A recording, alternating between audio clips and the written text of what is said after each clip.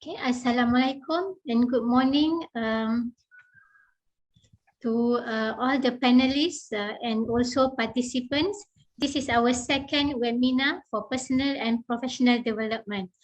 And we are honored today to have three eminent speakers for the first forum, that is a forum on NSR and career advancement.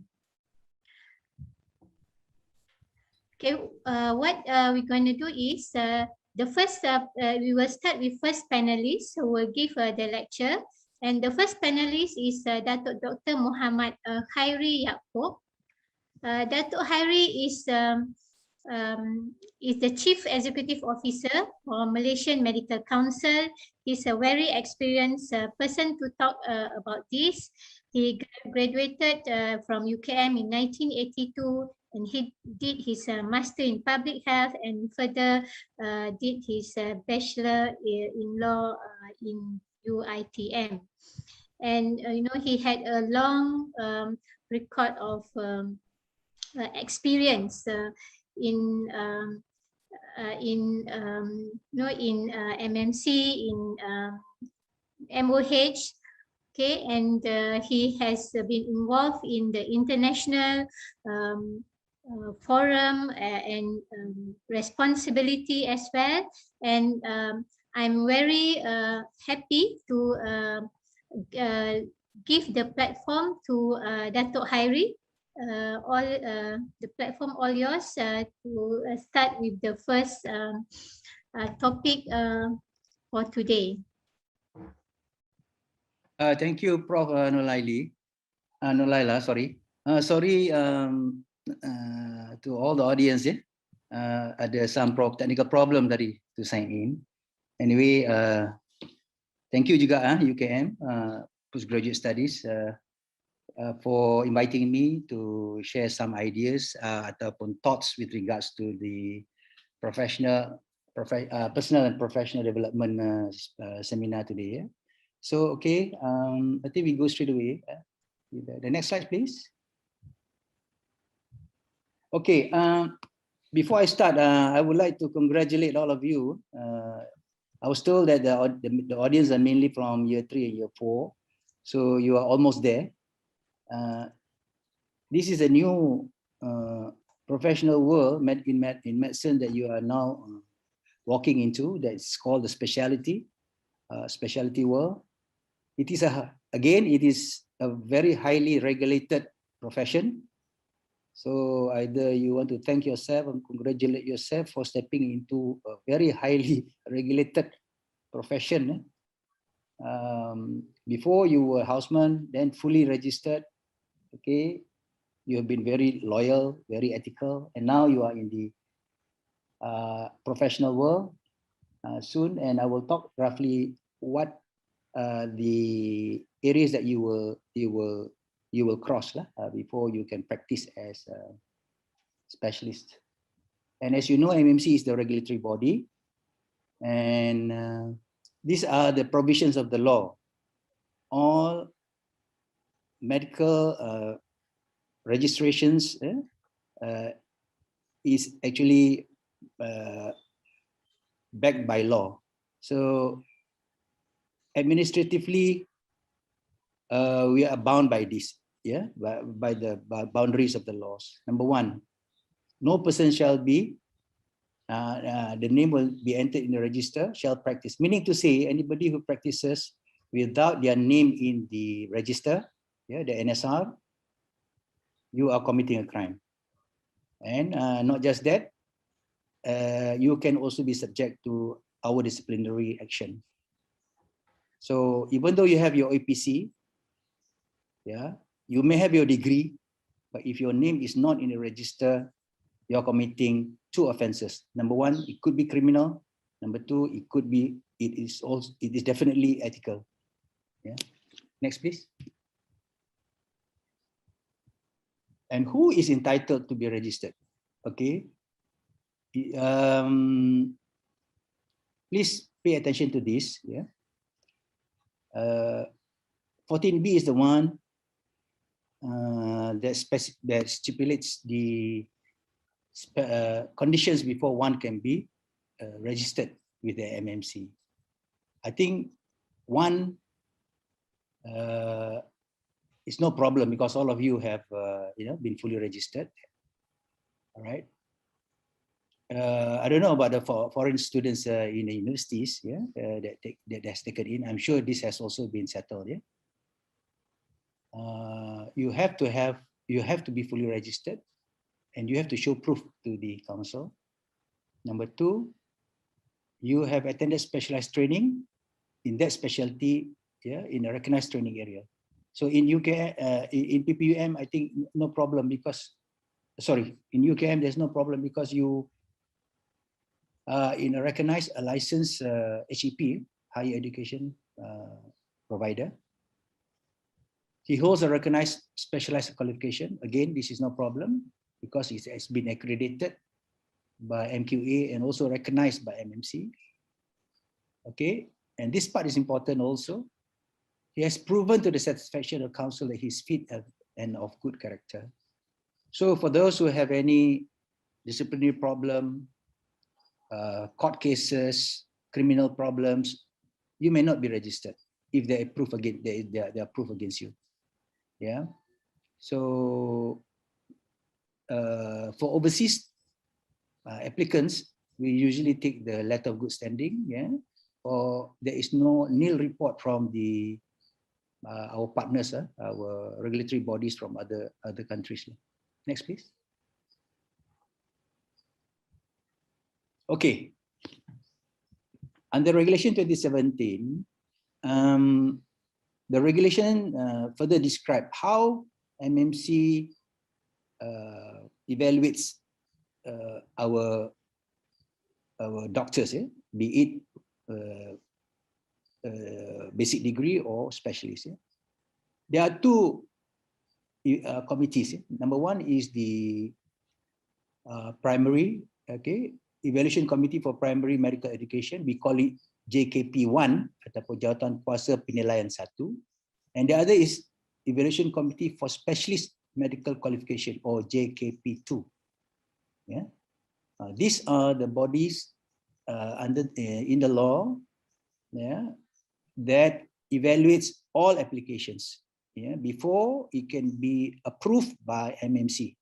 So they recommend. But before they can recommend, there is a secretariat. So the HOLNSR body, this has been doing their work way before the law, Medical Act 1971 amended 2012. They've been doing the work. It is under the academy. But now, with the coming of the law, the information and all the, what shall I say, the processes and the fee, it comes under MMC. So that's why you pay your fee for registration, 1,500. I will show you the what shall I say, the schedule, to MMC first. Okay, and then the secretariat in NSR will do the screening. Maknanya the screening, meaning to say, to see whether you have complied all that I've mentioned, plus the evaluation of the subspecialty that you are in, whether you have fulfilled it. For local program, it shouldn't be any problem. Shouldn't be a problem. It will be a smooth sailing. I think, unless number 4 tadi itulah, that is the fit and good character tadi itu. And then we have also the evaluation committee for specialist medical. Number 3 tadi, just sorry, the sub 3 tadi ni 23.3 ni, just to tell you just now lah, they will make recommendation for the council. If the council did not endorse the JKP2's recommendation, then you cannot be registered. So you will not receive the letter from me to say that we have approved your regulation. And then the other one is that the council may also refuse. Okay, this is the powers of the committees. Please, next. Next, please. Okay, this is the structure. Of course, MMC attached to. Then we have JKP1, JKP2, as I mentioned, and JKP2 is assisted by 4 subspecialty committee. Yeah. So SSC1, yeah. So no, sorry, not 4. For local programs, there are about 100 and berapa ya? Sorry, 89 programs. So banyak lah. Kalau public health, dia pergi public health punya. Okay. And the clinical, we go to the clinical discipline. Each for each different specialty. Next, please. Okay, this is a website. Be familiar with the website. Read through all the provisions. All right.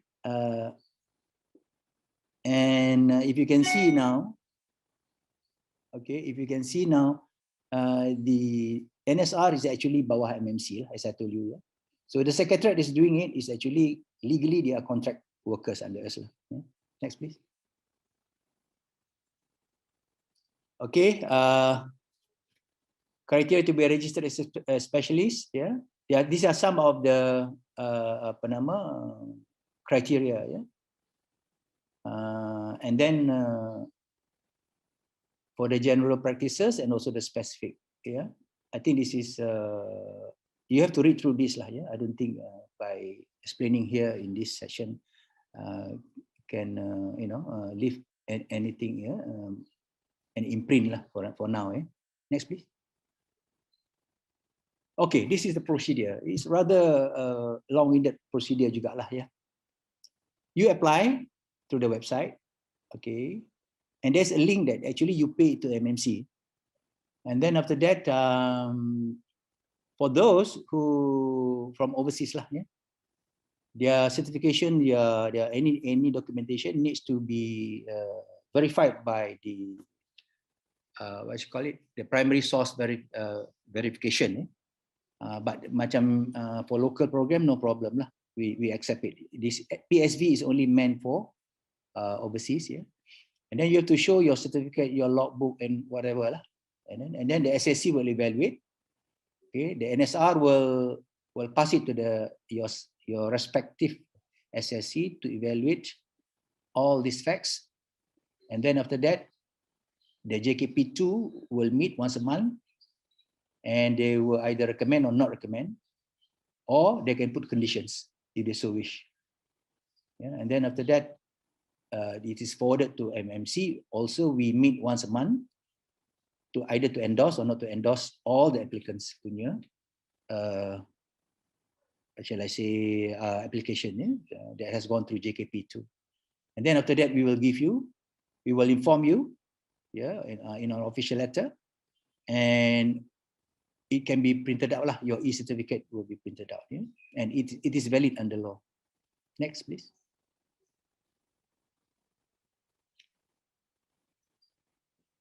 Next, please. Okay. Next, please. As I told you about the primary source verification, this is mainly for overseas lah. Yeah. We have done this since 1st June 2020. Yeah. And then this also applies. Yeah, kalau because of your primary. Yeah, takut kalau ada if there is any foreign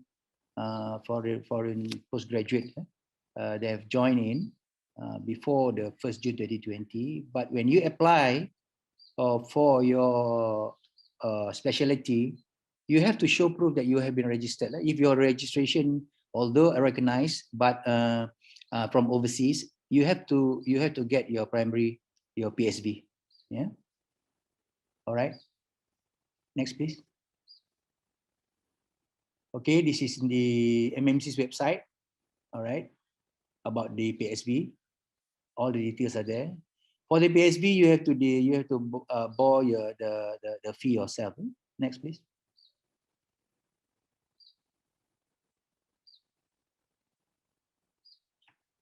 Next, please.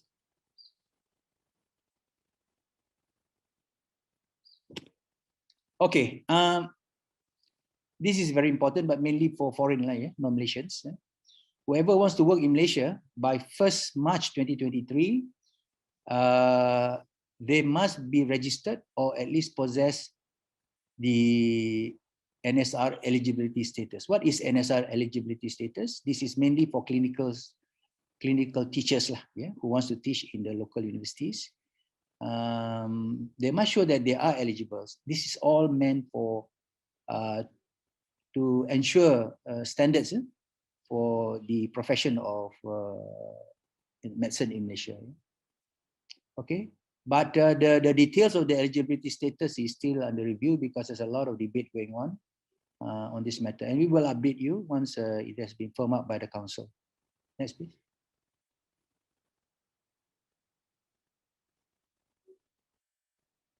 Okay, this another issue is on validity of registration. Okay, for those who have been registered, I think many of the specialists in the local universities, also in the practices, your certificate says that it is valid only for 5 years, all right, and it's due by 2022, all right. But when we review the law, when we review, I mean, the secretariat review the law, you need amendment to the law before the renewal can be done. Yeah. So under this, I mean, because of this, I think why it has been overlooked before, I do not know. But the present secretariat has reminded the council that the legal provision in the mother law needs to be there before we can impose anything. But for those who have been registered, even though your paper, your hard copy says that it has expired, for example, okay, in law, back to just now, yeah, for section 432, that once your name is in the register, you are able to register. I mean, you are able to practice legally. But the instrument to show that you are able to practice legally, this is what is under discussion right now. Yeah. Whether some say it is APC, but there is an argument. APC is only meant for full registration. Even you put conditions. Yeah. So this is now under discussion, and we will inform you of the latest thing. Next, please. Okay, I think that's all. Thank you again. If there's any question, I'm glad to answer. Thank you very much. Back to you, Prof. Yeah, thank you very much, Datuk Khairi, for a very clear explanation.